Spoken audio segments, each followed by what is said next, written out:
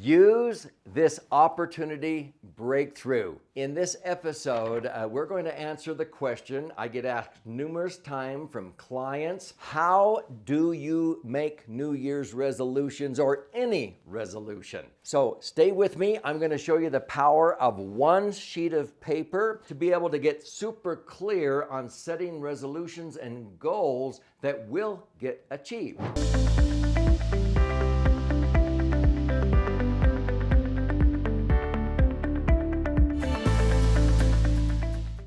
I'm Doug Andrew, and I've been an abundant living coach for more than 4.5 decades.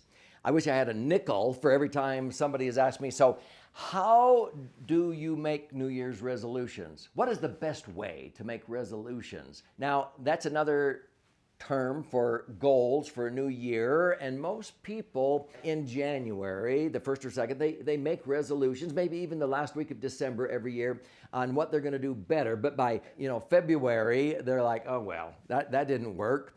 For example, a lot of times people make a New Year's resolution to lose the 12 pounds they gained between Halloween and New Year's with all the goodies, okay? But unfortunately, a lot of them, they go, ooh, I'm gonna join a gym or a fitness center, hire a nutritionist or a trainer, and the gyms are packed on January 2nd. But by February or March, they're like ghost towns. Well, where did everybody go? See, it's really tough to keep New Year's resolutions. Well, I'm going to show you a way to be accountable and think through them and set realistic goals or resolutions. And I do this with my family, with youth that I mentor, with our clients, by using this form called the Opportunity Breakthrough. And I'm going to show you an expanded concept of this opportunity breakthrough type of thinking. So as we go through this, I have a lot of tools that are in what I call the Legacy Masters Toolbox that I developed. There's 20 that are my favorite. And if you stay with me to the end, you'll have the opportunity to go to a link and you can download some of these tools for free, okay?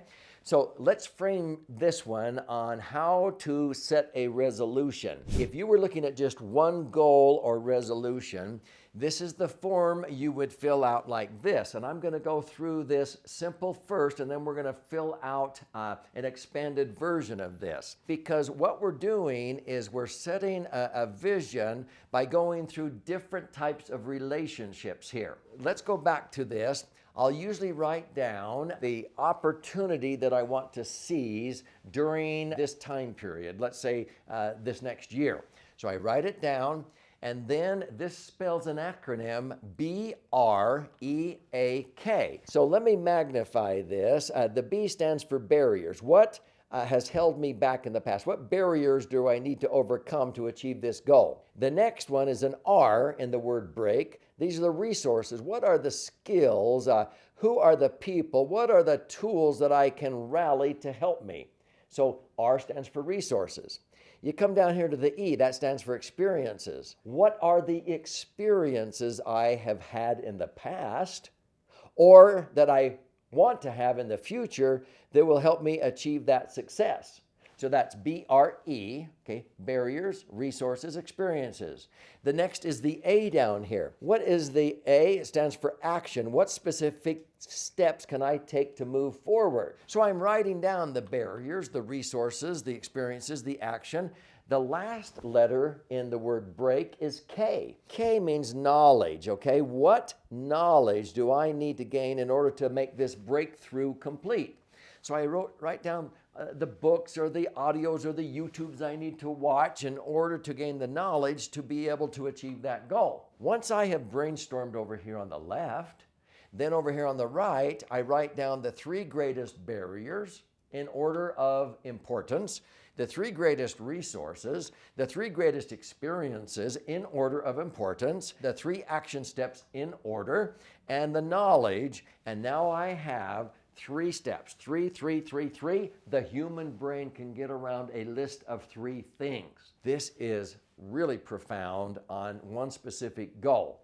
But I'm going to share with you next what my wife, Sherry, and I do with our children and all of our grandchildren, 8 years old or older, every single December with this concept. This is probably one of the biggest paydays we have as parents and grandparents. We gather our family together, usually the second or third Sunday in December, to set our New Year's resolutions. And this is how we do it. I divide up one sheet of paper, front and back, into 10 relationship breakthroughs. So the relationships on this goal or vision is they're writing down what has to have happened in their life in 10 different areas down this left-hand column.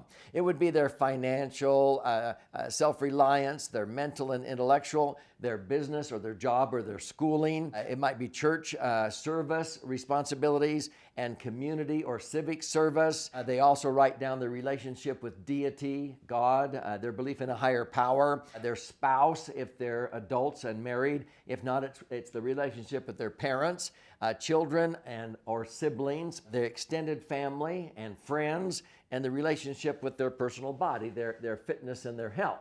So let me give you an example. Maybe they write down for their relationship this year, they want to be closer to God and exercise more faith. So over here, they fill out the barriers, the break. What are the barriers? Well, I don't feel like praying when I need to the most. What are the resources? Read and study the scriptures before I pray. Okay. When I draw near to God, He always draws near to me. That's the experiences that maybe I've had. Action, when I plug in my cell phone, that will remind me to plug into God. So that's the action to remind me to do this. And the knowledge, I need to read scriptures before bed every night. Okay. This is what several of my children sort of wrote down or similar goals. Let's say the relationship, if I'm married, this is to have a weekly date night, at least Friday nights or one night a week, but I want to have lunches with my wife. We actually have 2 lunches together, usually Tuesdays and Thursdays. And so I put that down as a goal. Over here, well, the barrier is that our schedules don't always meet. It's hard to meet sometimes. So what are the resources? We have flexibility when we set Friday for dates, and if something comes up, we always make it up on a Saturday or a Sunday. Over here, experiences. When we talk and share, it fosters intimacy. We're way closer together. That's the experience we've had when we do this. We'll set a schedule for date nights and lunches is the action steps. And what is the knowledge? To read the book, The 5 Love Languages. Are you getting it? So I don't have to go through every one of these, but let's say your goal is to interact with each of your children on their birthdays, even if they're married and out of the nest. You have busy schedules. You can use GroupMe type apps or the WhatsApp.com, and you can stay in touch.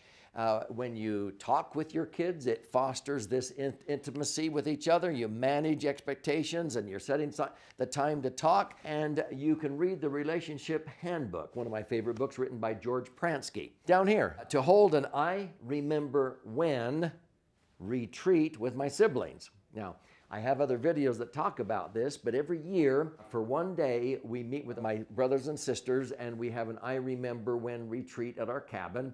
And we bring I remember when memories on one sheet of paper from our past, and we compile a book. With 10 of us, times 3, we add 30 I remember when memories to our family record every single year. So I write down the barriers, the resources, experiences, and what I'm going to do that. It's actually another tool in my toolbox. How about health and fitness? Well, I'm going to do cardio 3 times a week and work out with a trainer 2 times a week, and I'm going to hire a nutritionist.